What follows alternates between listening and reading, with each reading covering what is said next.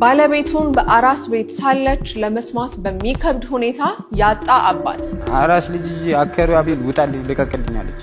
የት ጎዳና ወጣ እዛ ጋር ተኛች ከነ ልጁ። ሆስፒታል ለሱ ነበር የሄድኩት። አዩትና ምናምን ወዲያው አምቡላንስ ጠርተው ለሷም ለሱ በሽንት ቧንቧ ነው ያለች። መራመዳችን እግሯ ምናምን አሳስሮታል። ላደጅ እስከመመጣ ልጅቷን በፖሊስ አስወጥተው በስቴሽን አስተኝቷል። የታመመችዋል ምንም እንትን ፍታት ሳይደረግባት ምን ሳይደረግላት በአፈር የቀብር ብቻ ከፍዬ ተቀበረ። በዛ ሳታማ ያልደረሰላት ስሞት ግን ሰጠኝ።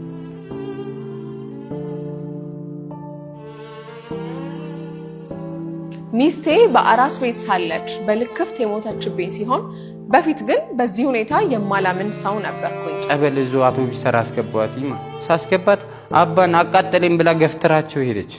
ማተራመደዋ ልጅ እና ትልቅ ሰው ሲነግሩኝ እዛ ጋር አራስ ቤት ይለከፋሉ፣ ብቻቸውን ለምን ትታችሁ ትወጣላችሁ? አንድ አሮጊት ምን እንዳሉኝ ታውቂያለሽ? እናትየው አርፋ ምናምን ብለኝ 500 ብር ልስጥና ልውሰዱ ነው ያለ። ከስንቱ ጋር ጣለው ሁሉ ጊዜ ማለት በጣም ሁሉ ጊዜ ነው መጣለው። ለምን ለድርጅት ሲሉ እሷን አጥቻት ልጁንም አጥቼ ከዛ ሰኔስ እኔ ምን ሆናለሁ?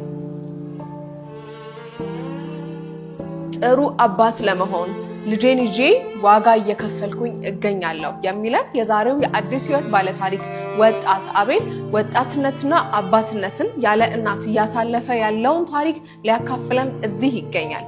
እኔ ራሄል ነኝ። ይህ ደግሞ እይታ ቲቪ ነው። እስከ ፍጻሜው ድረስ አብራችሁን ቆዩ። እሷን ማዘጋጀ ይቅበራት፣ ለልጁ ግን ለልጁ በየብር ለልጁ አርግለት ይሉኛል። ማዘጋጃ አይቀብራትም፣ ራሴ ቀብራታለሁ። ማዘጋጃ አይቀብራትም ማለት